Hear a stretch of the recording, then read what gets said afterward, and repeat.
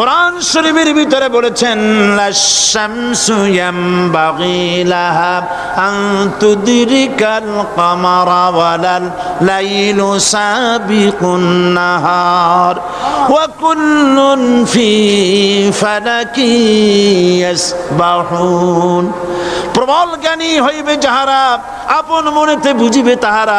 রাত্রি পারে না আগে যাইবার, দিনের স্থান করি অধিকার।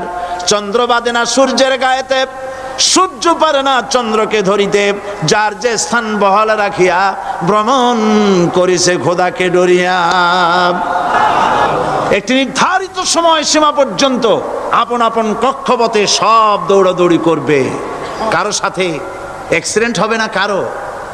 ওয়াকুল্লুন ফি ফালাকি ইয়াসবাহুন। যা আছে মহাশূন্যে সব ঘুরতেছে। কে বলে? বলেন সবাই, কে বলছে? কোন সূরা? সূরা ইয়াসিন। আবার শুনুন, আল্লাহ পাক ফয়সালা দিচ্ছেন ঘোরে কেডা?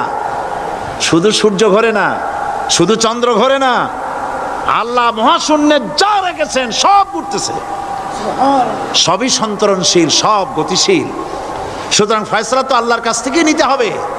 পৃথিবী সৃষ্টি করেছেন, মানব গোষ্ঠী সৃষ্টি করেছেন এবং মানুষের প্রয়োজন মিটিয়েছেন। এই মানুষগুলিকে কে সৃষ্টি করেছেন? মানুষ সৃষ্টির ব্যাপারেও দার্শনিকরা মানুষদেরকে বিভ্রান্ত করে। যা কলেজে বিশ্ববিদ্যালয়ে পড়ানো হয়, এই কোরআন শরীফ বিশ্ববিদ্যালয়ে পড়ানো হয়?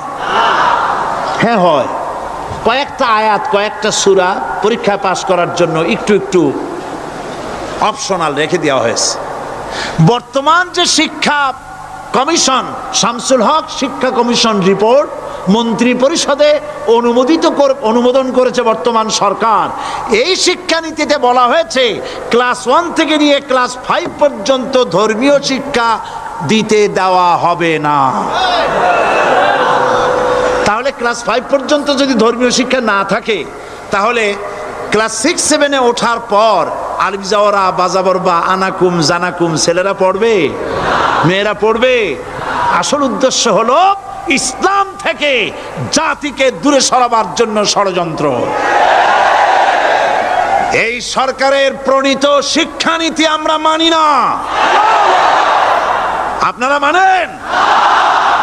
যেই মাদ্রাসা মানুষের চরিত্র সৃষ্টি করে, বর্তমান সরকার সেই মাদ্রাসাগুলি একটা একটা করে ধ্বংস করার পরিকল্পনা গ্রহণ করেছে। সুতরাং আসল শিক্ষা হলো কোরআনের কাছে। আসল শিক্ষা কোথায়? কোরআন।